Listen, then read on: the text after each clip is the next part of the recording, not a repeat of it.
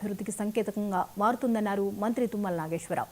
హైదరాబాద్ అభివృద్ధి మరింత విస్తరించాలన్న సీఎం రేవంత్ రెడ్డి చేసే ప్రయత్నాలు సఫలీకృతం కావాలన్నా ఈ ఉప ఎన్నికల్లో కాంగ్రెస్ విజయం సాధించాలన్నారు. నగరంలో ఎలివేటర్ కారిడార్, ములుగులో రహదారి విస్తరణ కోసం కేంద్ర మంత్రులను ముఖ్యమంత్రి పలుమార్లు కలిశారన్నారు. హైదరాబాద్ అభివృద్ధికి 4th సిటీ నుంచి అమరావతి గ్రీన్ ఫీల్డ్ హైవే నిర్మాణం జరుగుతుందన్నారు.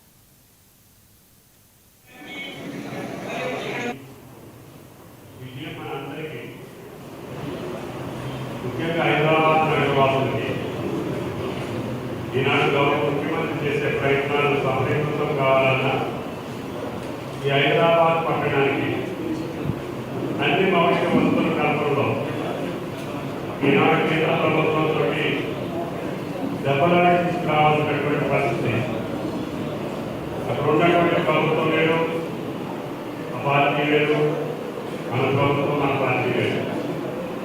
అయినా సరే వస్తువాదం విక్రమార్కుడా గౌరవ ముఖ్యమంత్రి గారు ప్రధానమంత్రి దగ్గరికి, మంత్రుల దగ్గరికి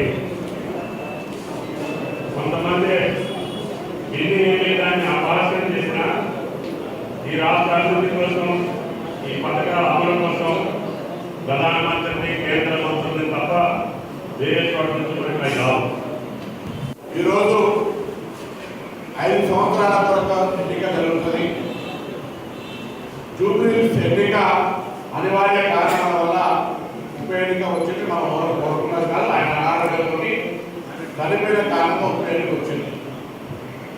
ఉప ఎన్నికల్లో జూబ్లీహిల్స్ ప్రాంత ప్రజలకు న్యాయం జరగాలి, చాలా కాలంగా ఎదుర్కొంటున్న సమస్యలు పరిష్కరింపబడాలి, ప్రజలకు కొంత ఉప ఎన్నిక లబ్ధి ద్వారా లేదా ఈ నియోజకవర్గంలో గత నిర్లక్ష్యాలకు కోరిన పనులు కావడం ద్వారా కొంత మంచి జరగాలనే ఆలోచన ప్రజలందరూ ఇక్కడ రావడం జరిగింది. అధికారంలో కాంగ్రెస్ పార్టీ ప్రభుత్వం ఉంది.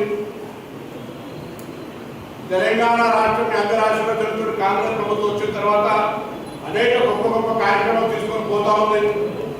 దానిలో భాగంగా ఇటీవల కాలంలో ఇదే విధంగా దురదృష్టకరంగా సికింద్రాబాద్ పట్టణంలో ఉప ఎన్నిక జరిగింది. అక్కడ అమ్మాయి ప్రమాదవశాత్తు చనిపోతే కూడా అక్కడ మన కాంగ్రెస్ పార్టీ అభ్యర్థి గణేశ్వరం అక్కడ ప్రజలు విజ్ఞతతో గెలిపించుకున్నారు. ఆ పట్టణంలో అభివృద్ధిని ఆకాంక్షించారు.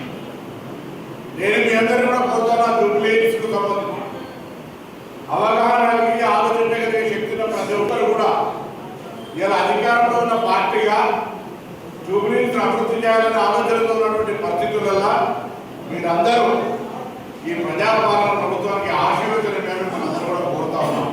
ఈరోజు 5 సంవత్సరాలు కూడా ఎమ్మెల్యే చేసుకుంటూ వస్తున్నాడు. ఇవన్నీ చూసి ఎట్లా చేస్తున్నాడు.